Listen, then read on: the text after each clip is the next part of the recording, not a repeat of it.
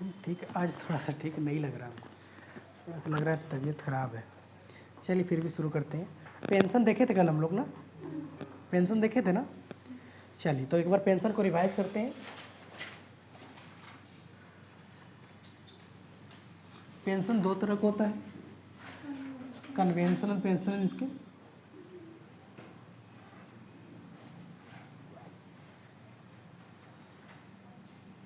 Convention pension scheme और new pension scheme.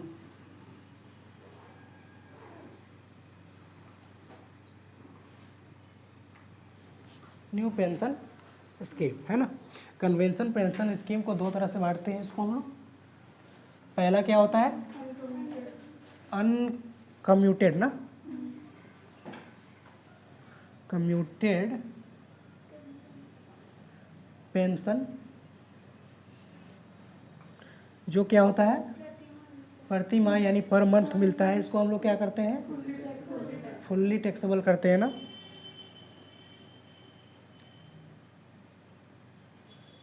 इसमें तो कोई टेंशन ही नहीं है क्या। पेंशन दूसरा का होता है, कन्वेंशन पेंशन स्कीम होता है, दूसरा होता है न्यू पेंशन स्कीम। हम लोग को पढ़ना है कन्वेंशन पेंशन स्कीम है ना। इसको हम लोग कंप्यूटेड का मतलब होता है जो पर मंथ मिलता है ना, जो रिटायर कर जाते हैं और रिटायर करने के बाद जो पर मंथ मिलता है उसको हम लोग बोलते हैं कम्यूटेड, अनकम्यूटेड या फिर नॉन कम्यूटेड पेंशन है ना। पर मंथ जो मिलता है उसको नॉन कम्यूटेड बोलते हैं, उसको हम लोग फुल्ली टैक्सेबल करते हैं, उसमें आप सोचते ही नहीं है। और कम्यूटेड पेंशन, अनकम्यूटेड या फिर नॉन कम्यूटेड पेंशन बोलते हैं इसको। और दूसरा होता है commuted pension. Commuted pension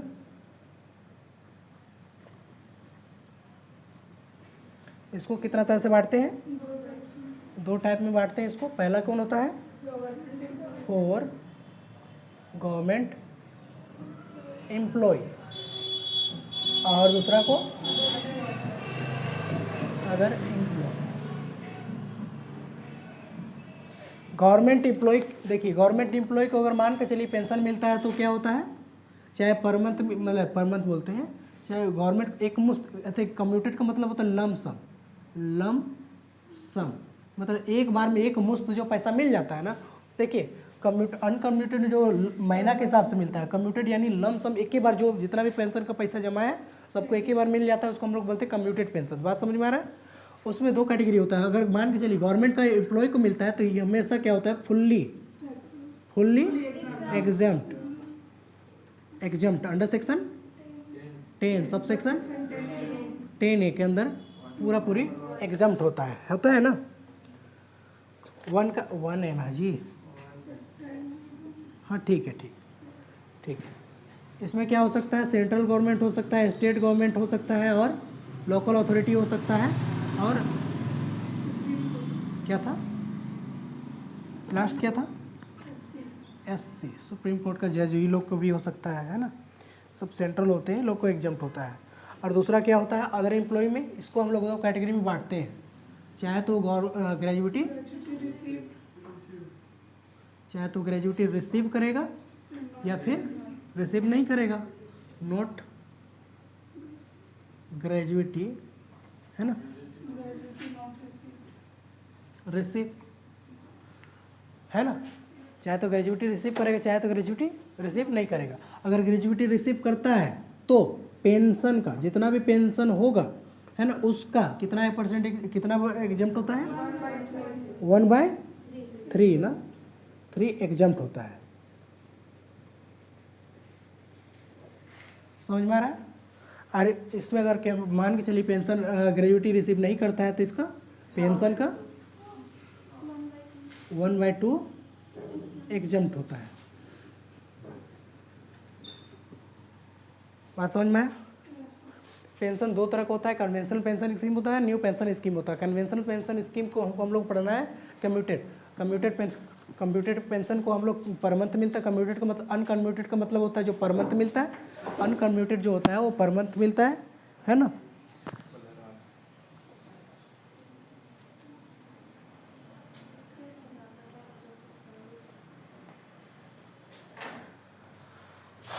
uncommuted pension जो फुल्ली पर मंथ मिलता है, उसको फुल्ली हम लोग क्या करते हैं, टैक्सेबल करता है। और अगर मान के चलिए कम्यूटेड पेंशन, अगर मान के चलिए कम्यूटेड पेंशन अगर मिलता है, कम्यूटेड पेंशन मिलता है, कम्यूटेड का मतलब होता है लम सम, मतलब एक ही बार जितना भी पेंशन में जमा हुआ आपका पैसा एक ही बार आपका एम्प्लॉयर आपको दे देगा, समझ में आया। तो हम लोग उसमें देखेंगे कि गवर्नमेंट का एम्प्लॉय या नॉन गवर्नमेंट है। अगर गवर्नमेंट का एम्प्लॉय है तो हम लोग जानते हैं कि गवर्नमेंट कैसा हो सकता है, मतलब कोई भी गवर्नमेंट का हो सकता है, उसको हमेशा क्या करेंगे, एग्जम्प्ट कर देंगे under section 10 sub section 10A rule number 1 में इसको एग्जम्प्ट करेंगे। बात समझ में आ गया। उसके बाद अगर मान के चलिए अगर अदर एम्प्लॉय है, मान के चलिए अगर अदर एम्प्लॉय है तो हम लोग देखेंगे ग्रेजुएटी रिसीव कर रहा है कि नहीं। अगर मान के चलिए ग्रेजुएटी रिसीव कर रहा है तो उसका 1/3 पेंशन का 1/3 हम लोग क्या करेंगे, एग्जम्प्ट करेंगे। जितना भी पेंशन रिसीव हुआ उसका 1/3 माइनस कर दीजिए, जो आएगा टैक्सेबल हो जाएगा, समझ में आ रहा है। उसके बाद अगर मान के चलिए ग्रेजुएटी रिसीव नहीं कर रहा है तो उसका 1/2 मतलब आधा उसका एग्जम्प्ट करते हैं। बात समझ में आ गया, टेंशन है नहीं, सिंपल है, कोई दिक्कत है इसमें नहीं ना। चलिए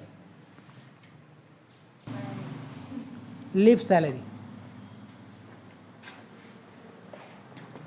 लास्ट है, उतना इम्पोर्टेंट नहीं है ये।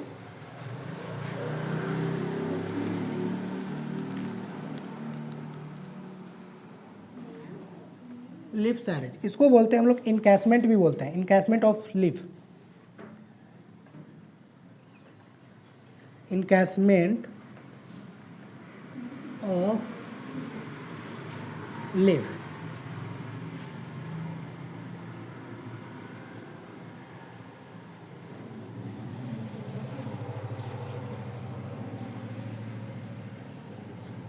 ये दो तरह से रिसीव हो सकता है, ड्यूरिंग द पीरियड रिसीव हो सकता है। मतलब अगर मान के चलिए एम्प्लॉय काम कर रहा है, ध्यान से इधर, अगर एम्प्लॉय काम कर रहा है, उसका ज्वाइनिंग हुआ है 1/4/2015 को, ज्वाइनिंग हुआ 2015 को, अभी भी काम कर रहा है, अगर बीच में कभी रिसीव हो गया ना तो फुल्ली टैक्सेबल कर दीजिएगा। बात समझ में आया।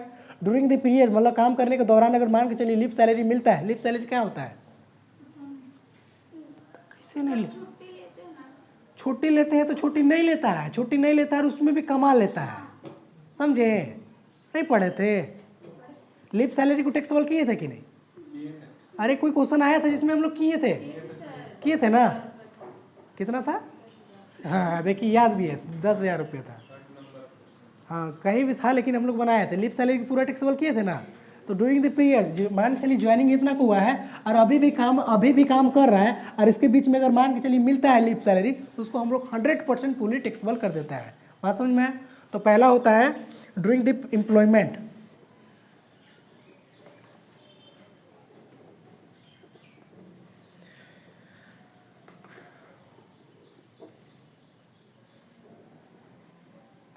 अगर एम्प्लॉयमेंट में मिलता है तो इसको 100% क्या करते हैं, फुल्ली हम लोग टैक्सेबल, हम लोग पढ़ चुके हैं उसको, है ना। उसके बाद अगर मान के चलिए रिटायरमेंट के समय मिलता है, एट रिटायरमेंट, तब क्या होगा, तब देखेंगे, फिर देखेंगे कि सरकारी कर्मचारी है कि गैर सरकारी। अगर फॉर गवर्नमेंट एम्प्लॉय होगा, इसमें दो ही चीज़ को दिया है, सेंट्रल गवर्नमेंट और स्टेट गवर्नमेंट को, याद दिमाग में रखिएगा इस चीज़ को ना, सेंट्रल गवर्नमेंट और स्टेट गवर्नमेंट का एम्प्लॉय को ही दिया है। ये फुल्ली क्या होगा बताइए आप लोग, बताइए जल्दी, एग्जम्प्ट। अंडर सेक्शन याद रहेगा तो ठीक है, बहुत अच्छा, नहीं याद रहेगा तो 10 भी बस लिख सकते हैं, under section 10 sub section 10A rule number 1। नहीं याद रखने की जरूरत नहीं, बस 10 बस रखिए ना, 10 बस रख दीजिए, इतना भी काफ़ी है। या नहीं रखिएगा तो एग्जाम फुल्ली एग्जाम तो दिमाग में रहेगा ना कि एग्जाम होता है सरकारी कर्मचारी का, बस सेक्शन अगर नहीं याद रखते तो कोई दिक्कत नहीं है, लेकिन गलत कभी मत लिखिएगा। अगर मान के चलिए नॉन गवर्नमेंट है, नॉन गवर्नमेंट एम्प्लॉय है तो क्या करेंगे, तो एग्जाम्प्ट होगा अंडर सेक्शन 10A2 में, है ना। इसमें क्या होगा, exempt list of the following is exempt under section 10 10A rule number 2। Gratuity वाला क्या था बताइए, ग्रेजुएटी का प्रोविजन सबसे पहले क्या था, ग्रेजुएटी रिसीव। तो इसमें क्या होना चाहिए बताइए, क्या पढ़ रहे हैं इसमें, एक्चुअल लीव सैलरी रिसीव, जितना भी रिसीव हुआ उसको ले लीजिए। ग्रेजुएटी रिसीव याद था, ग्रेजुएटी रिसीव कैसे लिखते थे, सेम उसी के जैसा यहाँ पर भी लिख लेंगे। हाँ, रिटायरमेंट के समय कोई कोई क्या करता है, उसको कम्यूट करा लेता है, मतलब कि हम लोग चाहता है कि हम जब रिटायर करें तभी मिले, है ना। कोई कोई चाहता है कि नहीं, हम जिस साल हम भैया हम कमाएं वही साल मिल जाए, तो सब पर्सन पर निर्भर करता है। हाँ, तो सबसे पहले क्या है, एक्चुअल लीव सैलरी रिसीव, और दूसरा लिमिट। बताइए ग्रेजुएटी का लिमिट कितना था, 20 लाख, इसमें मात्र 3 लाख, 3 लाख है ना। उसके बाद 10 मंथ इंटू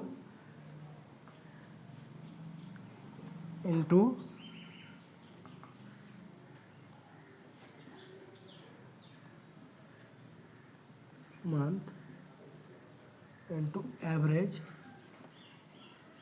सैलरी। 10 मंथ का एवरेज सैलरी निकालेंगे, उसके बाद 10 से मल्टीप्लाई कर दीजिएगा। और सैलरी आया तो सैलरी का मीनिंग जान रहे हैं कि आप लोग कुछ ना कुछ होगा ही, तो सैलरी का मीनिंग यहाँ भी है।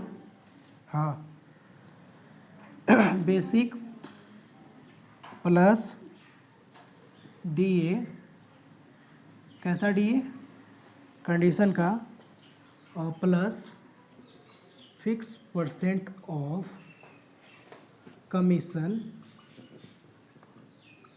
On turnover, fix percent commission on turnover. किसके जैसा है बताइए तो,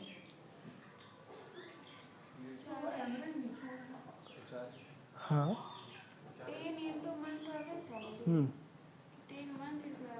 10 महीना का एवरेज सैलरी निकालिए, उसके बाद 10 से फिर से इसको मल्टीप्लाई कीजिए, उसके बाद लिखिए। ऐसा ना तरीका इसका ऐसा है ना, क्या बताए। एवरेज सैलरी 10 महीना का एवरेज सैलरी कैसे निकालते थे याद है, वैसे ही निकालिए, उसके बाद 10 से मल्टीप्लाई करके जो आएगा उसको लिख दीजिए, समझे।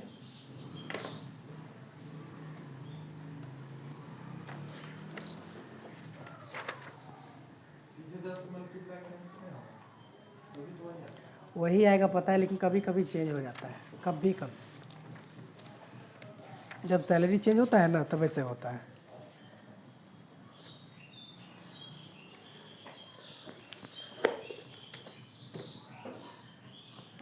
हो गया ना, नोट कर लिए।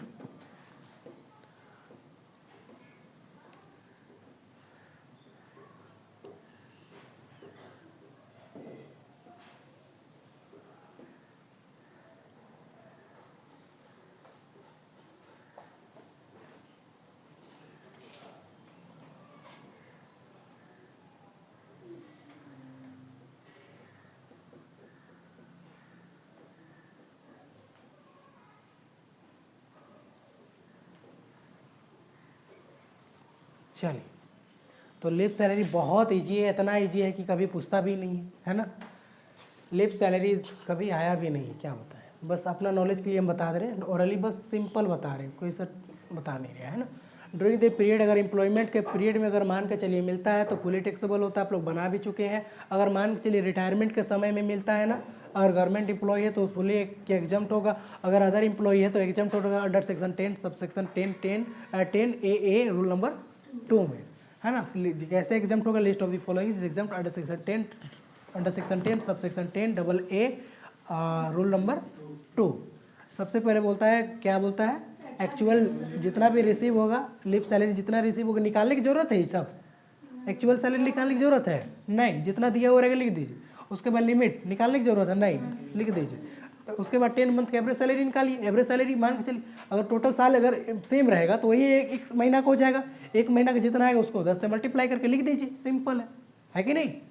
बस इतना सा तो ही है। चलिए अब क्वेश्चन देखते हैं हम लोग।